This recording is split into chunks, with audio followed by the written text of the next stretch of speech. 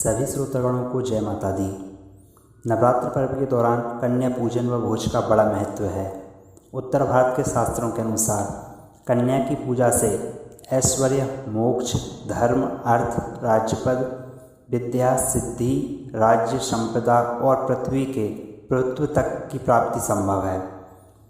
वैसे तो प्रत्येक कन्या में माँ जगत जननी का वास होता है, लेकिन कन्या की आयु के अनुसार माता के स्वरूप की दुर्लभ जानकारी इस प्रकार है।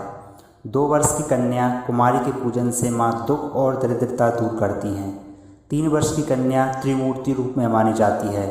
त्रिमूर्ति कन्या के पूजन से धन धान्य आता है और परिवार में सुख समृद्धि आती है। 4 वर्ष की कन्या को कल्याण माना जाता है। इसकी पूजा से परिवार का कल्याण होता है। 5 वर्ष की कन्या रोहिणी कहलाती है। रोहिणी को पूजने से व्यक्ति रोग मुक्त हो जाता है। 6 वर्ष की कन्या को कालिका रूप कहा गया है। कालिका रूप से विद्या, विजय, राजयोग की प्राप्ति होती है। 7 वर्ष की कन्या का रूप चंडिका का है। चंडिका रूप का पूजन करने से ऐश्वर्य की प्राप्ति होती है। 8 वर्ष की कन्या शांभवी कहलाती है। इसका पूजन करने से वाद विवाद में विजय प्राप्त होती है। 9 वर्ष की कन्या दुर्गा कहलाती है। इसका पूजन करने से शत्रु को नाश होता है तथा असाध्य कार्य पूर्ण होते हैं। 10 वर्ष की कन्या सुभद्रा कहलाती है। सुभद्रा अपने भक्तों के सारे मनोरथ पूर्ण करती है। कन्या भोज का महत्व इस प्रकार है। कन्याओं को भोजन कराने से हर तरह के दोष खत्म होते हैं। कन्या को भोजन कराने के बाद ही व्रत रखने वाले भक्तों का व्रत पूर्ण होता है, अन्यथा व्रत का पूर्णता फल नहीं मिल पाता है।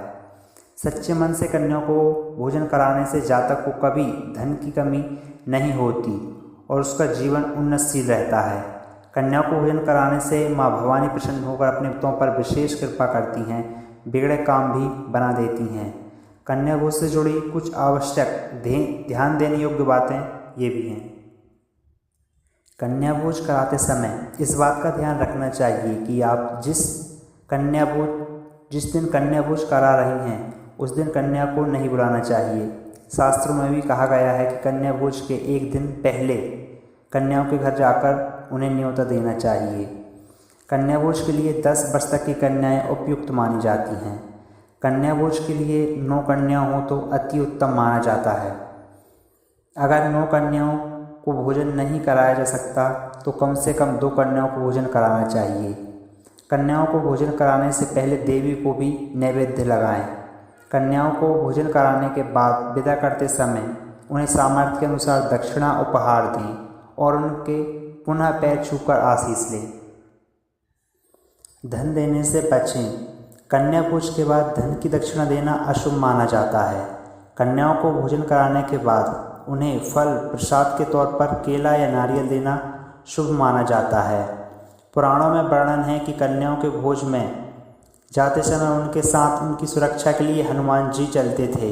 इसलिए जब घर में कन्या भोज कराएं उस समय एक बटुक यानी बालक को जरूर बुलाना चाहिए।